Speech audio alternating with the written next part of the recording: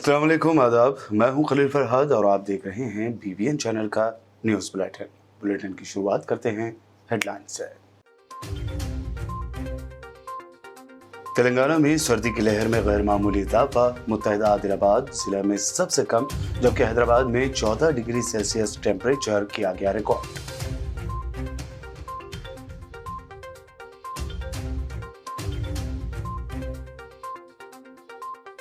तेलंगाना की एक और मिनिस्टर को मरकजी एजेंसी की जानिब से मिली नोटिस। के कविता मल्लारेड्डी के बाद अब गंगुला कमलाकर को CBI ने भेजा नोटिस।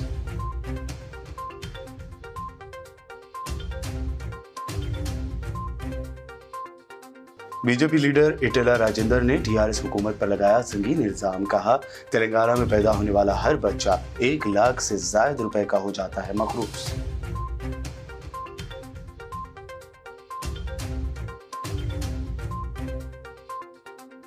शर्मिला की जानिब से मिली धमकियों पर तेलंगाना व्हिप बलका सुमन का शदीद रद्दअमल। कहा, YSR खानदान तेलंगाना मुखालिफ, शर्मिला की जबान गैर मुहस्सिब।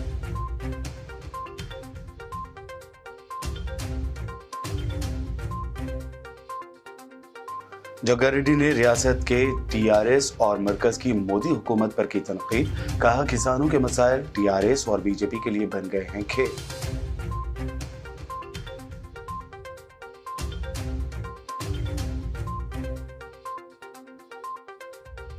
तेलंगाना भर में कांग्रेस ने किसानों के हक में और TRS हुकूमत के खिलाफ किया एहतजाज और धरना। किसानों के मसाइल फौरी तौर पर हल करने का किया मुतालबा।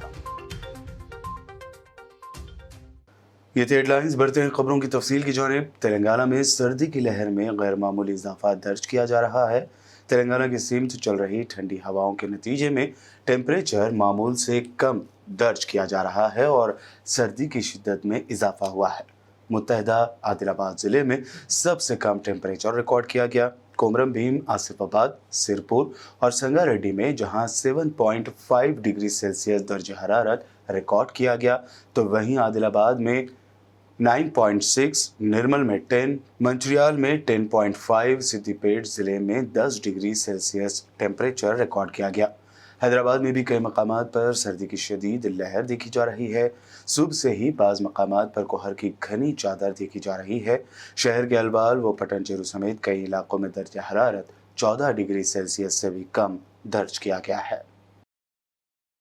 तेलंगाना में TRS के एक और वजीर को मरकजी एजेंसी की जानिब से नोटिस मिला है। पहले के कविता, फिर मिनिस्टर मल्लारेड्डी और अब BC welfare minister Gangula Kamalakar को भी मरकजी एजेंसी की जानिब से नोटिस दी गई है। CBI हुकाम की जानिब से गंगुला कमलाकर को ये नोटिस मिली है। बताया जा रहा है कि दिल्ली में गिरफ्तार किए गए नकली IPS श्रीनिवास के मामले में उन्हें ये नोटिस दी गई है। आज सुबह ही करीमनगर में गंगुला कमलाकर के मकान पर CBI ओहदेदार पहुंचे और उनकी गैर हाजिरी पर उनके फैमिली मेंबर्स को यह नोटिस देते हुए उनके साइन लिए गए। खबर है कि इस नोटिस के जवाब में कमलाकर को कल जुमेरात को CBI के दिल्ली वाक़या ऑफिस में पेश होना होगा। TRS से बीजेपी में शामिल होने वाले इटेला राजेंद्र ने मीडिया से बात करते हुए कहा कि KCR गवर्नमेंट की नाअहली के सबब तेलंगाना की आवाम पर बेजा कर्ज का बोझ बढ़ गया है। उन्होंने दावा किया कि तेलंगाना में पैदा होने वाले हर एक बच्चे पर पैदाइशी तौर पर ही 1 लाख से ज्यादा का कर्ज हो जाता है। KCR का गवर्नमेंट विफल होके केंद्र सरकार के ऊपर जो आरोप लगा के आगे जाने के लिए जो कोशिश कर रहा है वो गलत है। केंद्र सरकार अभी तक जो FRBM लोन लिया था, राज्य सरकार ने जो गारंटी लोन्स लिया था और PFC, REC जैसा जो अलग अलग संस्था से जो लोन्स लिया था, ये पूरा 5 लाख करोड़ के ऊपर है। 2014-15 में 77,000 लोन था पूरा कुल मिला के, आज 5 लाख के ऊपर हो गया। 2020-21 में 3,25,000 crore rupees FRBM loans, 1,05,000 crore रुपए ये guarantee loans and PFC and REC का 33,000 करोड़ रुपीस। ये कुल मिला के 5 लाख करोड़ के ऊपर हो गया। आज एक बच्चा तेलंगाना में अगर फ़ायदा हुआ तो 1,25,000 रुपीज़ लोन से डेट सर्विस से जो बाहर आता है। तेलंगाना राज्य को पूरा डेट जैसा स्टेट बनाया है। आने वाला दिन में सैलरी देने के लिए पैसा नहीं रहता, पेंशन देने के लिए भी पैसा नहीं रहता। पैसा लोन लेके जो स्कीम्स जो कर रहा बोल के जो बता रहा है, ये केसीआर जी ने पूरा गलत काम कर रहा है। केसीआर का पूरा जो बात आवाम में समझ में आ गया। आने वाला दिन में केसीआर जी को हटाने के लिए, हराने के लिए आवाम तैयार है। जो भी केंद्र सरकार के ऊपर जो बता रहा है, जो एफआरबीएम लोन कट किया, ये गलत है। वो लोग ज़्यादा लिख के बजट में शो करे, वो गलत है। आज जो केंद्र सरकार ने अभी तक हमको जो सहायता दिया था, जीएसडीपी में 25% लोन एलिजिबिलिटी रहता हमको, मगर उससे ज़्यादा 28%, 29% तक अभी तक अलाउ किया है। इसको रेक्टिफाई करना गवर्नमेंट का, स्टेट गवर्नमेंट का जिम्मेदारी है। हर तरह केंद्र सरकार ने सपोर्ट किया है। तेलंगाना व्हीप बलकसुमन ने वाईएसआर पार्टी और वाईएस खानदान को तेलंगाना मुखालिफ करार देते हुए कहा कि वाईएसआर तेलंगाना पार्टी की सरबराह शर्मिला ने जो बयान दिया है वो नामुनासिब है और उनकी ज़बान गैर मुहज़्ज़िब है। उन्होंने कहा कि तेलंगाना की आवाम वाईएस खानदान से नाराज़ है। तेलंगाना की आवाम जानती है कि असल चोर कौन है और कृष्णा और गोदावरी का पानी आंध्रा की तरफ किसने मोड़ दिया। बालकसुमन ने पूछा कि शर्मिला तेलंगाना के बारे में जानती क्या है। उन्होंने कहा कि रियासत तेलंगाना की आवाम की फलाह व बहबूद टीआरएस हुकूमत का मिशन है। सीनियर कांग्रेस एमएलए जग्गारेड्डी ने प्रेस कॉन्फ्रेंस करते हुए रियासत की टीआरएस और मरकज की बीजेपी हुकूमत पर शदीद तनकीद की। उन्होंने कहा कि किसानों के मसाइल टीआरएस और बीजेपी के लिए खेल बन गए हैं। इसके अलावा उन्होंने वाईएस शर्मिला की पदयात्रा को रोकने की मजम्मत भी की। हालांकि साथ ही उन्होंने ये भी कहा कि बीजेपी, टीआरएस और शर्मिला का मामला ये सब सियासी ड्रामा है। उन्होंने सवाल उठाया कि शर्मिला की सियासत के पीछे कौन है। तेलंगाना स्टेट बनने के बाद गरीबों को प्लाटिंग 100 गज, जो इससे पहले कांग्रेस हुकूमत में जो गरीब रहता वो लोगों को 100 गज प्लाट देने का जीवो है। मगर तेलंगाना बनने के बाद, तेलंगाना टीआरएस गवर्नमेंट आने के बाद ये 100 गज देने का जीवो निकाल दिए। अभी किसी गरीब को 8 साल से कोई गरीब को किधर भी प्लाटा नहीं दे रहे।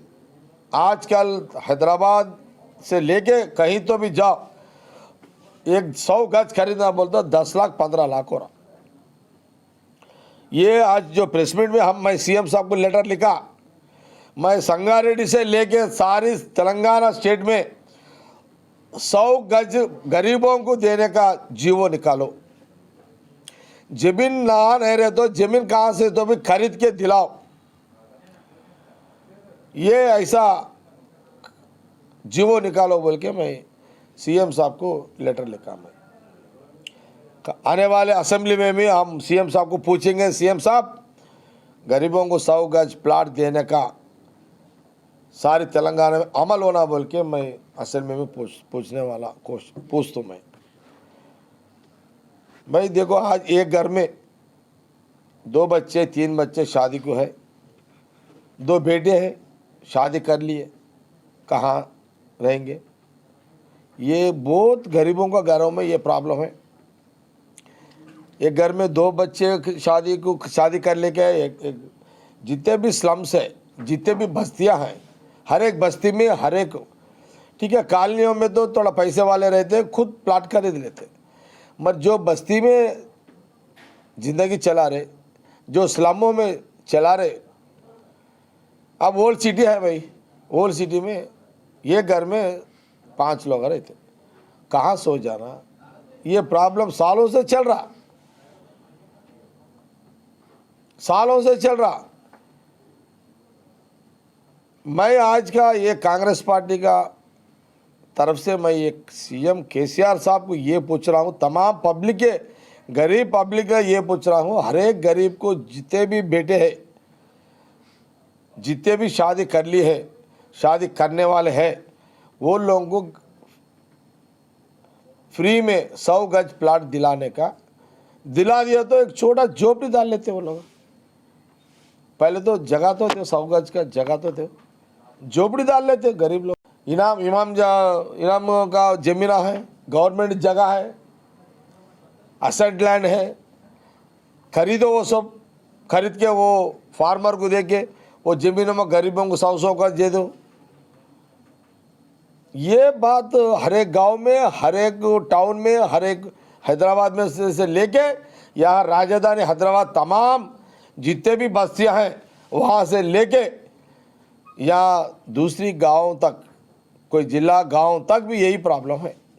गरीबों को 100 गज देने का एक जीवो निकाल के गरीबों को छोटा झोपड़ी डालने का मौका गवर्नमेंट देने का फैसला करो बोल के मैं एक लेटर लिखा केसीआर साहब को, और आज मीडिया के सामने भी बात कर रहा और असल में भी बात करूंगा। इसके बाद इसके लिए लड़ूंगा भी।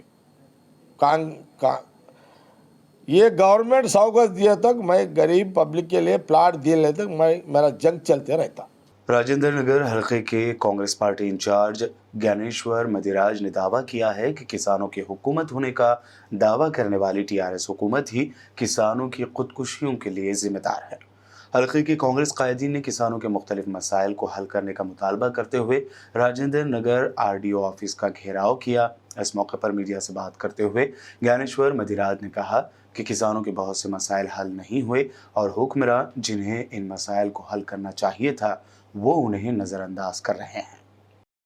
డిక్లరేషన్ ఏదైతే రాహుల్ గాంధీ మీటింగ్ పెట్టి వరంగల్లో అదైతే చేసిరో దాని దృష్టిలో పెట్టుకొని ఈ ధర్నీ పోస్టల్ ఇది రద్దు చేయాలని, అదేవిధంగా మన ఈ రాష్ట్ర ప్రభుత్వం కొత్తగా తీసుకొచ్చిన చట్టాన్ని కూడా రద్దు చేయాలని, ఎందుకంటే వాస్తవంగా ఏదైతే పేద ప్రజల భూములు ఉన్నాయో వాళ్ళ రికార్డులలో లేవు. అదేవిధంగా కాంగ్రెస్ ప్రభుత్వం అధికారంలో ఉన్నప్పుడు పోడు భూములు కానివ్వండి, అసైన్మెంట్ ల్యాండ్ కానీ అన్నీ మన పేద ప్రజలకు పంచేవాళ్ళు. ఈరోజు ఈ టీఆర్ఎస్ ప్రభుత్వం వచ్చిన తర్వాత, కేసీఆర్ సీఎం అయిన తర్వాత పోడు భూముల వాళ్ళని, ఆదివాసులని వాళ్ళని ఒక ఫారెస్ట్ డిపార్ట్మెంట్ వాళ్ళ ద్వారా, పోలీసుల ద్వారా వాళ్ళని లాఠీ చార్జ్ చేయడం కానీ, చంపేయడం కానీ, ఈ విధంగా నానా అవస్థలు పెట్టడం జరుగుతుంది ఈ రాష్ట్ర ప్రభుత్వం, కేసీఆర్ గారు. మేము ఒకటే, మా పార్టీ ద్వారా ఒకటే చెప్పదలుచుకున్నాం మేము. ఎందుకంటే మీరు ప్రజల కోసం ఎన్నిక అయిన వాళ్ళు, కానీ మీరు ప్రజల శ్రేయస్సు కోసం పాటుపడండి. ఎందుకంటే ఈ ఒక్కరి కోసం కాదు, ఈ దొరల పరిపాలన నడిపిస్తారు. దొరల పరిపాలన కాదు, పేద ప్రజల అవసరాలను నిత్యం ప్రభుత్వాలు నడిపించాలి, సీఎం ఉండాలని కోరుకుంటున్నాము. అదేవిధంగా మేము ఒకటి కోరుతున్నాం మీ ద్వారా, రాష్ట్ర ప్రభుత్వాన్ని కానివ్వండి, స్థానిక ఇప్పుడు మొన్ననే ఒకటి ఎలక్షన్లప్పుడు దళిత బంధు కార్యక్రమం తీసుకొచ్చారు. ఆ స్కీము దళిత బంధు కూడా ఎవరికి ఇస్తారు అంటే టీఆర్ఎస్ పార్టీలో ఉన్న కౌన్సిలర్లకు, సర్పంచ్లకు, వాళ్ళకి తప్ప ఇంకా మిగతా వాళ్ళకి ఇస్తలేరు. जिला कामारेड्डी के बांसवाड़ा टाउन में तेलंगाना कांग्रेस के कायदीन व अरकान ने बांसवाड़ा हल्के इंचार्ज के बालराज की क़यादत में मकामी अम्बेडकर चौराहे पर रियासत की टीआरएस हुकूमत के खिलाफ एहतजाज करते हुए किसानों के साथ मुतासिबाना रवैया अख्तियार करने का इल्ज़ाम लगाया। कांग्रेस कायदीन ने एहतजाजी धरना मुनक्कद किया। इस मौके पर के बालराज ने कहा कि किसानों के कर्ज फौरी तौर पर माफ़ कर दिए जाएं, साथ ही धरानी पोर्टल को कैंसिल करके किसानों को इंसाफ दिलाया जाए।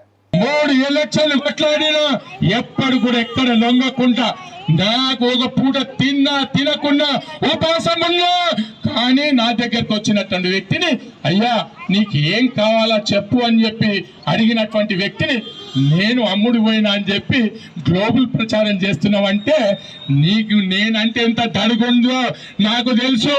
నువ్వు ఎలక్షన్లు ఇట్లా కౌంటింగ్ నడుస్తుంటే మరి చెంపలు కాడుతున్నాయి. నేనైతే నవ్వుతున్నా, ఓడినా గెలిచినా ఇది ప్రజలు ఇచ్చినటువంటి తీర్పు. ఈ తీర్పును ఖచ్చితంగా ఏకీభవిస్తా. భగవంతుడు ఉన్నాడు. ఎప్పుడు కూడా మా తండ్రి చెప్పింది ఒకటే, ధైర్యం ఉంటే ఏదన్నా సాధించొచ్చు, ధైర్యంతో ముందుకు పో, కానీ ఎవరిని భయపడకు అని చెప్పిండు. నేను ఎవరిని కూడా భయపడను. బీదవానికి మాత్రం ఆశ్రయం ఇయ్య అని చెప్పిండు. నేను ఖచ్చితంగా నా దగ్గర ఉన్న కాడికి అమ్మేనా పెట్టైనా ఇంకేదో చేసినా సరే బీదవానికి ముందుకు తీసుకెళ్లే కార్యక్రమమే చేస్తా తప్ప నాకు సేవాభావం తప్ప నేనేదో కోటీశ్వరం కావాలంటే నాకేం 10 మంది కొడుకులు లేరు, ఒక్కడే కొడుకు మళ్ళీ చెప్పినట్లయినా. हल्के असम्बली के बालकुंडा के मोरताड़ में कांग्रेस ने रास्ता रोको एहतजाज किया है। एमआरओ ऑफिस के रूबरू नेशनल हाईवे 63 रोड पर बड़े पैमाने पर धरना मुनज़्ज़म किया गया। इस मौके पर साबिक़ एमएलए बालकुंडा एम अनिल ने कहा कि दरानी पोर्टल की बर्खास्तगी, किसानों के कर्जजात की माफ़ी और ज़मीन के मसाइल हल किए जाएँ। उन्होंने टीआरएस हुकूमत और वज़ीर आला केसीआर पर तनकीद करते हुए कहा कि कर्जजात की माफ़ी का ऐलान किया गया, लेकिन अभी तक कर्जों को माफ़ नहीं किया गया है, जिसकी वजह से किसानों को मुश्किलात का सामना करना पड़ रहा है। दूसरी जानिब दरानी पोर्टल की वजह से कई मसाइल पैदा हो रहे हैं और इस पोर्टल को बर्खास्त करके किसानों को सहूलत पहुँचाई जाए। పట్టదారు పాస్బుక్లో దాంట్లో కబ్జాదారు కాలంలో కూడా తీసేసి ఆ రోజు ప్రభుత్వం ఇచ్చిన భూములు కావచ్చు, లేకపోతే ఆ రోజు నక్సలైట్లు ఇచ్చిన భూములు అంటే పేదల నుంచి భూస్వాముల నుంచి లాగేసుకొని ఇచ్చిన భూములు, దాంట్లో 40 సంవత్సరాలుగా 50 సంవత్సరాలుగా వ్యవసాయం చేస్తున్న భూములను తిరిగి భూస్వాములకు తిరిగి వాళ్ళకి రిజిస్ట్రేషన్ చేయడం, ఈ విధమైన అన్యాయాలపై ఇవాళ ఈ ప్రభుత్వాన్ని ప్రశ్నిస్తున్నాం. మన రాహుల్ గాంధీ గారు కూడా తన పాదయాత్రలో చాలా స్పష్టంగా చెప్పారు, రాగానే ధరణి పోర్టల్ని రద్దు చేసి రాబోయే కాలంలో ఏ అయితే వ్యవసాయ భూములు ఈ పేదల నుంచి లాగేసుకొని మళ్ళీ భూస్వామ్యంగా అయితే ఇందిరాగాంధీ గారు ఉన్నప్పుడు భూస్వాముల దగ్గర నుంచి ల్యాండ్ సీలింగ్ యాక్ట్ కూడా తీసుకొచ్చి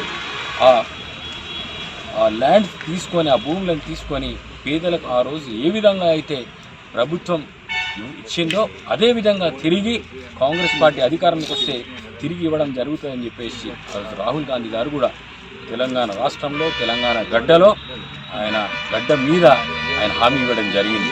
ఏ విధంగా అయితే తెలంగాణ రాష్ట్రం ఇచ్చినామో ఆ విధంగానే రేపు అధికారంలోకి వచ్చిన తర్వాత ఆయన ఇచ్చిన హామీని. बुलेटिन में खबरों का सिलसिला लगातार यूं ही जारी रहेगा। फिलहाल रुकते हैं छोटे से ब्रेक के लिए।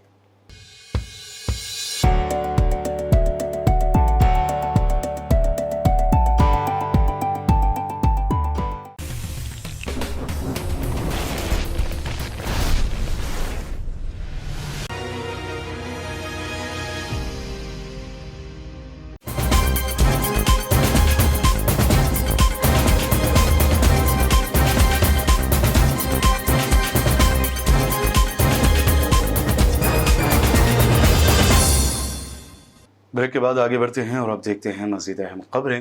तेलंगाना कांग्रेस सदर रेवंत रेड्डी की कॉल पर कोडंगल में कांग्रेस पार्टी कायदीन और कारकुनों ने तहसीलदार ऑफिस के सामने सड़क पर एहतजाज करते हुए किसानों के मसाइल को फौरी तौर पर हल करने का मुतालबा किया।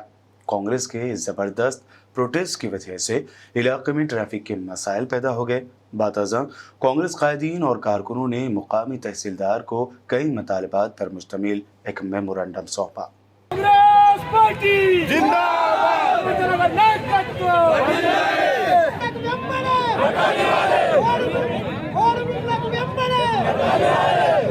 రైతు రుణమాఫీ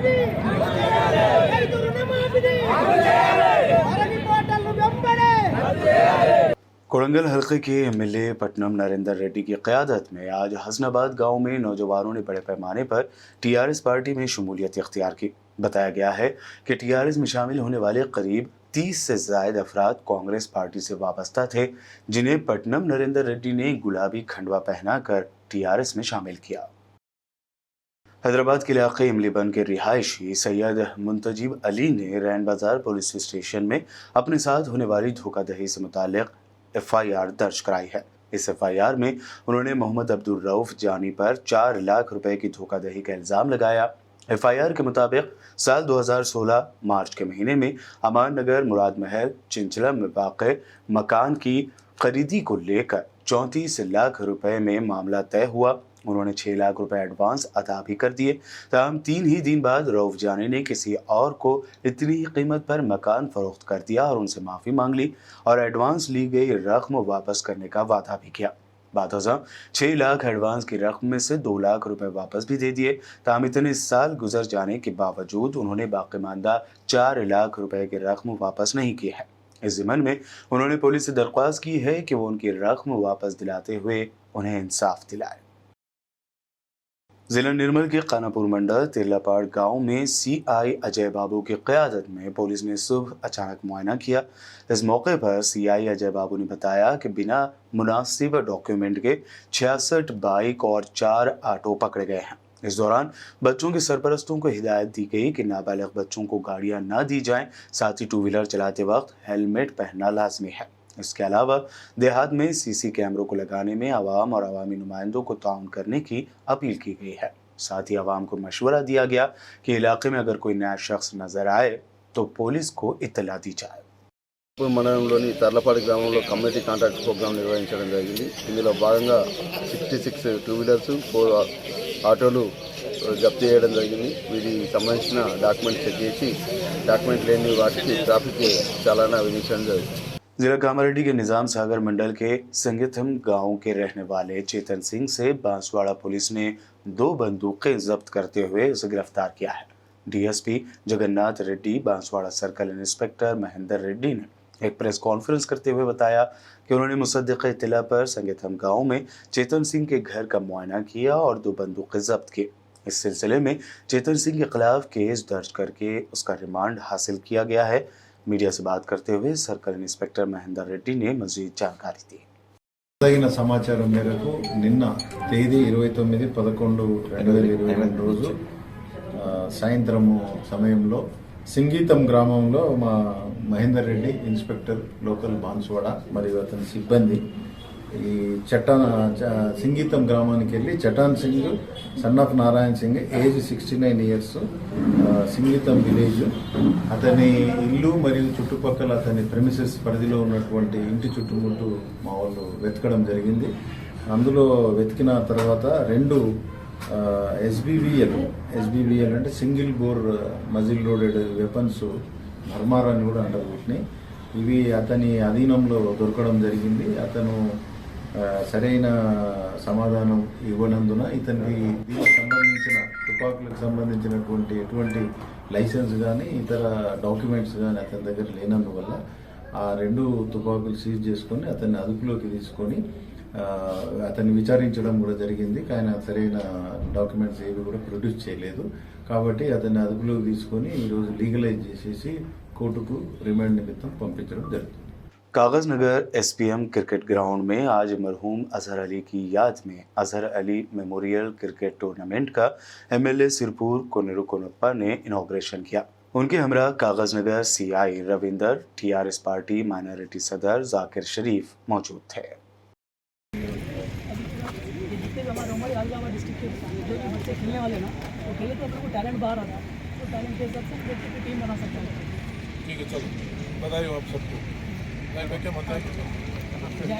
जहीराबाद के मशहूर डॉक्टर सैयद अहमद अली को ग्लोबल हेल्थ केयर वेलनेस की जानिब से चेन्नई में मुनक़दा एक तकरीब में यंग मेडिकल एंटरप्रेन्योर अवार्ड से नवाजा गया।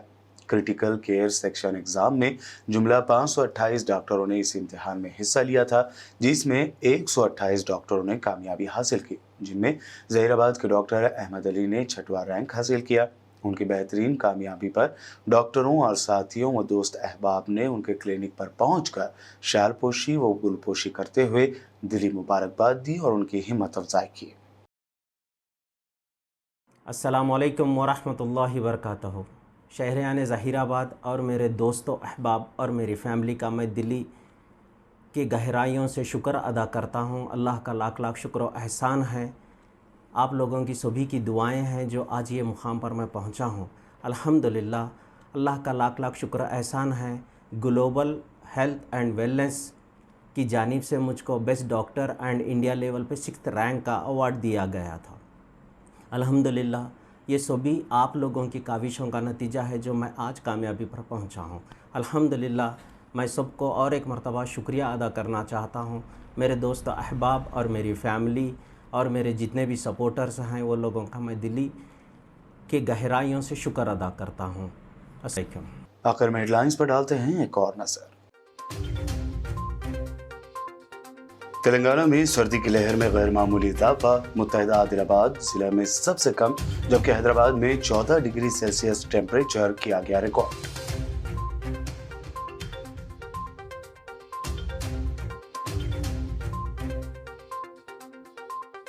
तेलंगाना की एक और मिनिस्टर को मरकजी एजेंसी की जानिब से मिली नोटिस। के कविता मल्लारेड्डी के बाद अब गंगुला कमलाकर को सीबीआई ने भेजा नोटिस।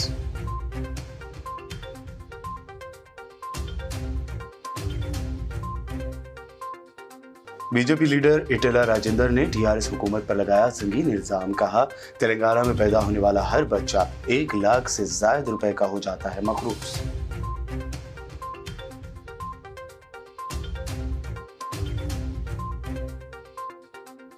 शर्मिला की जानिब से मिली धमकियों पर तेलंगाना व्हिप बलकसुमन का शदीद रद्दअमल। कहा, वाईएसआर खानदान तेलंगाना मुखालिफ, शर्मिला की जबान गैर मुहस्सिब।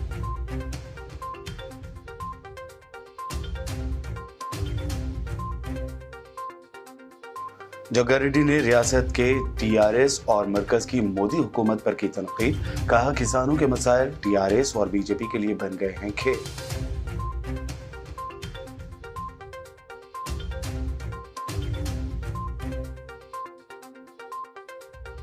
तेलंगाना भर में कांग्रेस ने किसानों के हक में और टीआरएस हुकूमत के खिलाफ किया एहतजाज और धरना। किसानों के मसाइल फौरी तौर पर हल करने का किया मुतालबा। ये थी आज दिन भर की अहम खबरें। मज़ीद दिलचस्प प्रोग्राम्स के लिए देखते रहिए बीबीएन चैनल। बीबीएन चैनल के व्यूअर्स के लिए एक अहम इत्तला। अब बीबीएन चैनल का टेलीकास्ट भारत भर में हो रहा है। हमारे व्यूअर्स भारत में कहीं भी टीवी पर अब बीबीएन चैनल देख सकते हैं। स्क्रीन पर बीबीएन चैनल की टेलीकास्ट डिटेल्स दस्तयाब हैं। इसके अलावा भारत भर में किसी भी एरिया में अगर आप बीबीएन चैनल देखना चाहते हैं तो आप अपने केबल ऑपरेटर को इसके लिए कह सकते हैं। आपकी डिमांड पर वो ज़रूर बीबीएन चैनल टेलीकास्ट करेंगे, क्योंकि बीबीएन एक फ्री टू एयर चैनल है। इसके लिए आपको सिर्फ हमारे दिए गए नंबर पर केबल ऑपरेटर से कॉल या व्हाट्सएप पर मैसेज करवाना है। हम आपके केबल ऑपरेटर तक बीबीएन चैनल पहुंचा देंगे, जिससे वो आपके एरिया में टेलीकास्ट कर सकते हैं। इसके लिए चैनल की हमारी पूरी टीम लगातार काम कर रही है ताकि आप तक बीबीएन चैनल को पहुंचाया जाए। इसके अलावा बीबीएन चैनल को भारत भर में रिपोर्टर्स की ज़रूरत है। अगर आप सहाफ़ी हैं और बीबीएन चैनल से जुड़ना चाहते हैं तो आप भी दिए गए नंबर पर रब्त कर सकते हैं।